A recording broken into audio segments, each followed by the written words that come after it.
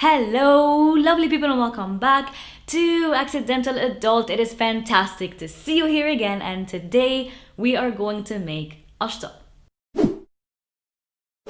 Ashta is basically the Middle Eastern version of clotted cream, and traditionally it's made by boiling milk and then skimming the skin that forms on top over and over and over again. That's it.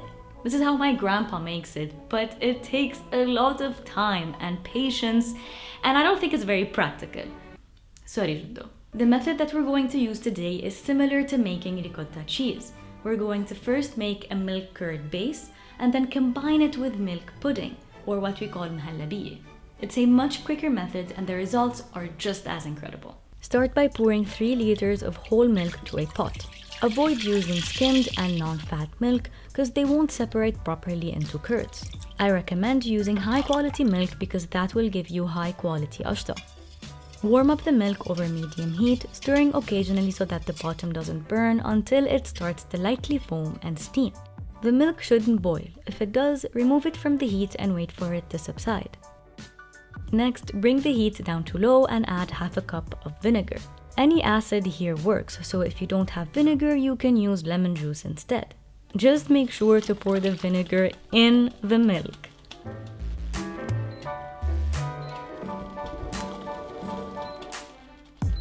Give it a gentle stir, then let it sit undisturbed for 5 to 10 minutes or until the milk curds completely separate from the whey.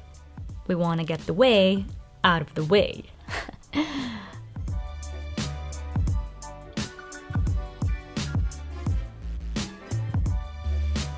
Watching the milk curdle is super cool, and it happens because dropping the milk's pH so it becomes more acidic pushes the protein molecules in the milk to stick together and form clumps. These floating clumps are called curds, and the yellowish liquid that remains is called whey. Also, milk curdling happens much faster at warmer temperatures than it does at colder ones. You can check the separation from the sides. If you see unseparated milk, add another tablespoon of vinegar and wait a few more minutes. Once that's done, we're going to scoop out the curds with apparently every kitchen tool we have available and then transfer them to a fine mesh sieve until we realize that it's not practical and then just pour the entire thing over the sieve. Next, gently squeeze as much liquid out of the curds as you possibly can and then set it aside to drain any excess whey. The drier the curds, the better the results.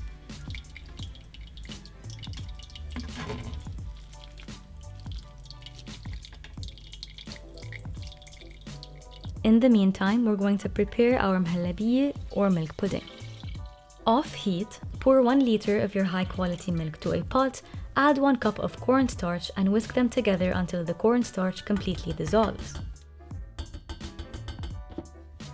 I would like to point out that if you don't whisk the cornstarch immediately and you leave it even for just a minute to adjust your camera, it will stick to the bottom of the pot and you'll have to scrape it off with your fingers. It ain't a party over here, people. Then over medium-high heat, whisk non-stop until the milk thickens and starts to bubble. We're not adding any sugar here because we usually eat ashta with atr or honey, so there's no need to sweeten it.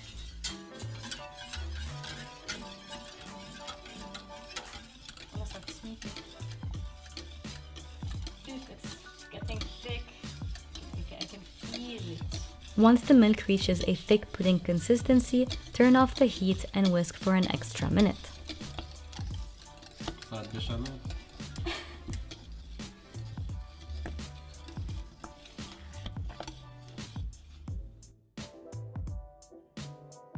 Add the drained curds to the pudding and mix until everything is incorporated.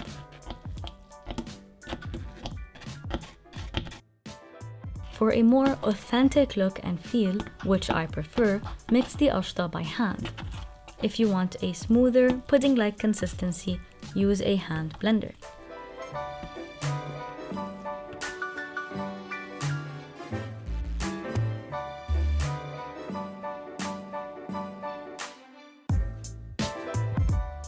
Next, transfer the Ashta to an airtight container and let it cool in the fridge for at least 3 to 4 hours before use.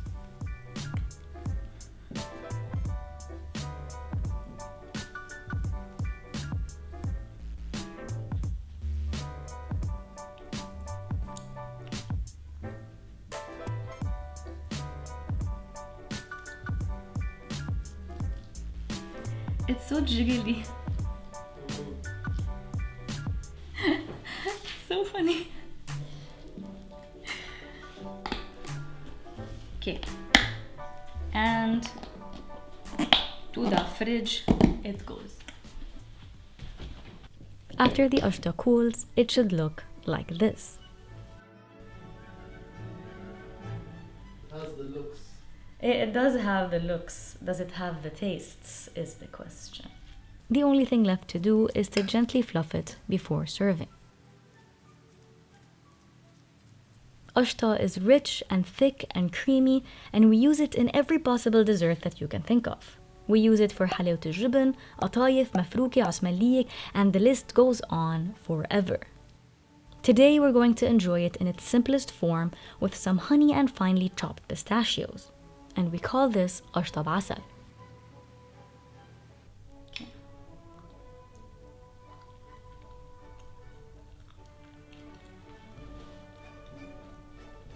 شو؟ اف كتير ظابطة مان تعالوا. طيب ناخذ بعد نقمة؟ سوري ضيعت بين القشطة والقشطة.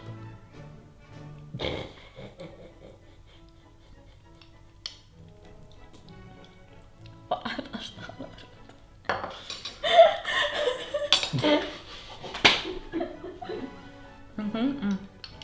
صدمت حالي. بحب وقتها ما أصدم حالي. أنا حتى ما باكل أنا قشطة حاف. بقى بدي بعد عسل. لحظة.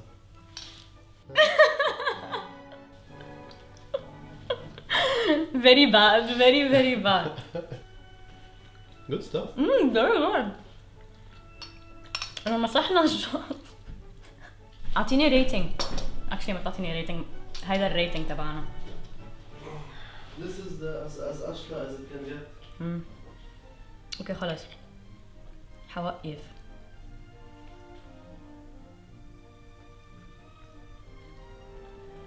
It's very fresh.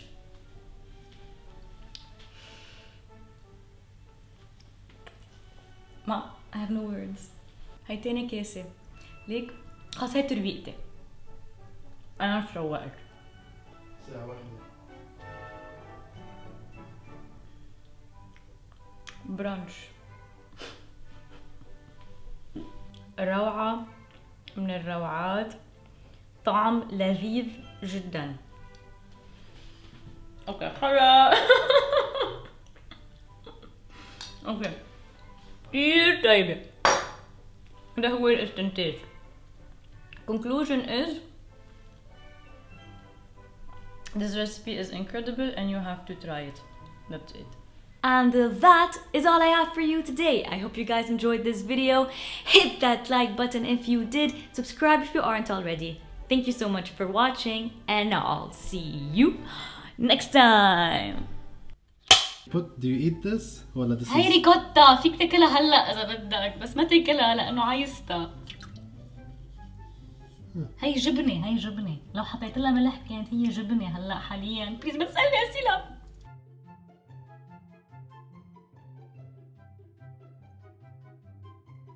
أهم شيء ما تحطي إيدي بالقشطة.